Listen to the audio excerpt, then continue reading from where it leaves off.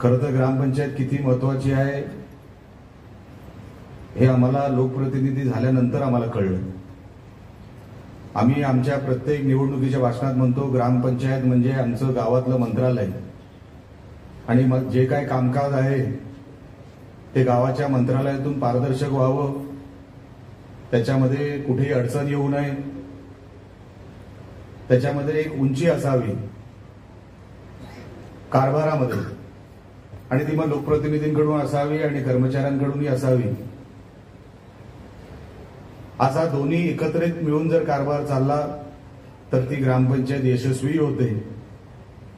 आणि हिवरे बाजारचे जे पोपटराव पवार जी आहेत, मी त्यांचं एक उदाहरण आहे। ग्रामपंचायतीचं आपण म्हणतो एक मीटिंगच लावली होती सगळ्या सरपंचांची, मला वाटतं राजन परब साहेब होते त्या मीटिंगमध्ये आणि तेव्हा नितेश राणे आमदार नव्हते, पण आमदार नसताना त्यांनी ती मीटिंग लावली होती।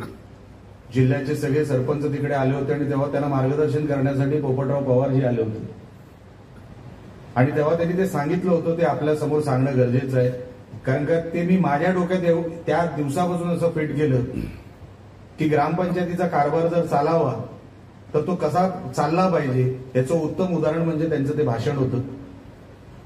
त्यांनी असं म्हटलं की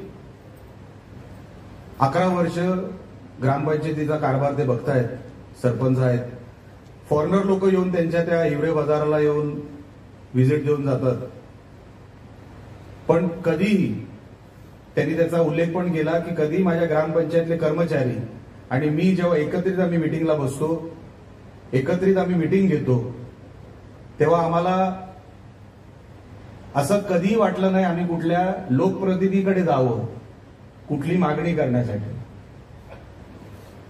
ते म्हटले की 11 वर्षाच्या कार्यकाळामध्ये मी कधी कुठल्या लोकप्रतिनिधीकडे मला हा निधी द्या असं सांगायला गेलो नाही।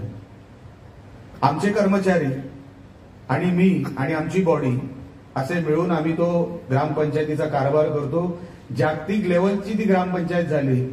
आता सिंधुदुर्गामध्ये, कुडाळमध्ये, ओरसमध्ये निलेश राणे एक लोकप्रतिनिधी म्हणून हिवरे बाजाराचं नाव घेतो, म्हणजे विचार करा फॉरेनर लोक येऊन पण ग्रामपंचायतीचा कारभार कसा चालतो हे तिकडे बघून जातात। असा कारभार आपल्याला ज्या ज्या ग्रामपंचायतीमध्ये आपण आहोत त्या त्या ग्रामपंचायतीचा कारभार चालावा म्हणून हे उदाहरण आपल्या समोर मी ठेवलं।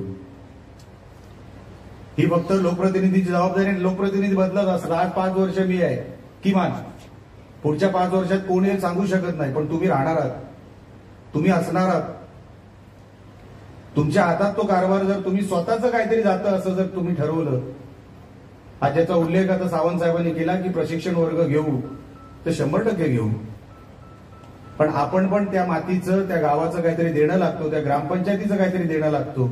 हे जर आपण जर ठरवलं तर सगळा कारभार सुरळीत होईल। राजकारणी म्हणून आम्ही जेव्हा तुम्ही आम्हाला स्टेजवर बसवता, इथे पालकमंत्री काही वेळेनंतर येणार आहेत।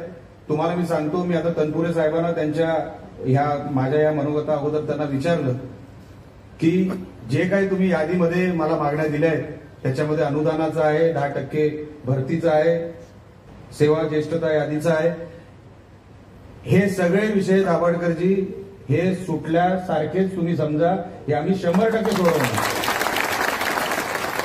कारण की मी जिल्ह्याची यादी घेऊन बसलोय म्हणून मी जिल्ह्याचं तुम्हाला म्हणतोय। पालकमंत्री आल्यानंतर कारण का काही त्याच्यातले प्रश्न हे ग्रामविकास मंत्रालयाशी निगडीत असल्यामुळे मी तो पेपर इकडे आणलाच नाही।